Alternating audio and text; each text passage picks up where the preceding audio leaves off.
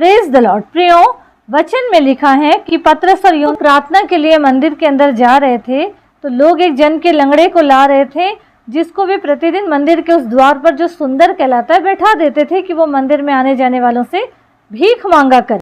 जब उसने पतरस और यूहन्ना को मंदिर में जाते देखा तो उसने भीख मांगी। तो पतरस और यूहन्ना ने क्या कहा कि हमारी ओर देख। जैसे ही पतरस ने कहा हमारी ओर देख, तो उसने आशा भरी दृष्टि से उनकी ओर देखने लगा, ताकने लगा और ये सोचने लगा कि शायद कुछ मुझे अच्छा मिलने वाला है। प्रियो, आज यही हो रहा है। आज लोग हमारी तरफ देख रहे हैं कुछ आशा भरी दृष्टि से।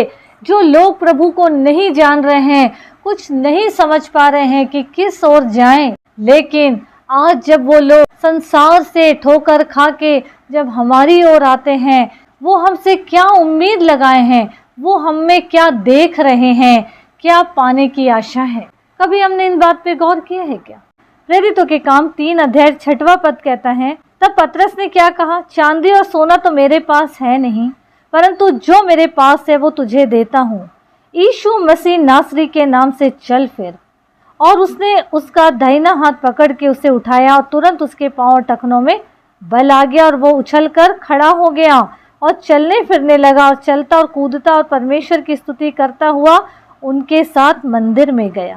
प्रियो, आज जब लोग हमारे पास आ रहे हैं और आशा भरी दृष्टि से कुछ पाने की आशा से चाह रहे हैं कि हम इनके पास जाएं, तो क्या ऐसा है कि वो लोग जो चाह रहे हैं उससे बढ़कर हम उनको कुछ दे रहे हैं क्या? अगर वो हमारे पास आ रहे हैं तो क्या आशा से आ रहे हैं और पाकर जा रहे हैं या ठोकर खा के जा रहे हैं?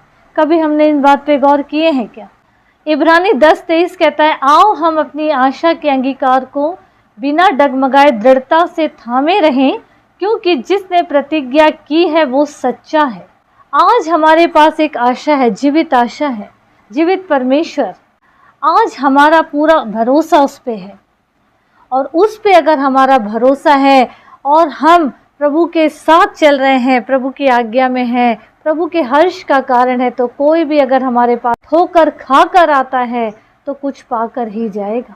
प्रियो, हमको यहाँ समझना है कि जब कोई हमारे पास आता है तो घबराना नहीं है। वचन कहता है, डर मत, क्योंकि मैं तेरे साथ हूँ, घबरा मत, क्योंकि मैं तेरा परमेश्वर हूँ।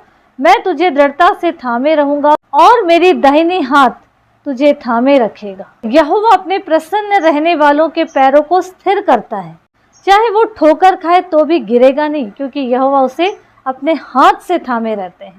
और ऐसे लोग क्या कहते हैं, यहोवा मेरा बल और मेरी ढाल है, मेरा मन उस पर भरोसा रखता है और वह मेरी सहायता करता है। प्रियो, हम परमेश्वर की चलती फिरती पत्रियां हैं।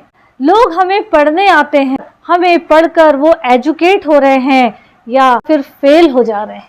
परमेश्वर जब किसी का नाम पुकारते थे, किसी के पास आते थे, तो कुछ ना कुछ वो इंसान पाता था, शिफा, छुटकारा। आज हम किसी का नाम लेके बुला रहे हैं, दुआ कर रहे हैं, तो क्या रिजल्ट आ रहा है? कभी हमने ये सोचा है? वचन कहता है, जब मैं उसका नाम पुकारता हूँ तो वो मेरा मामला अपने हाथ में लेता है। यहोवा अपने लोगों के बीच में है, वो उन्हें बल देगा और उन्हें सुख देगा, वो उन पर प्रसन्न होगा और उन्हें प्रेम करेगा। तो कब?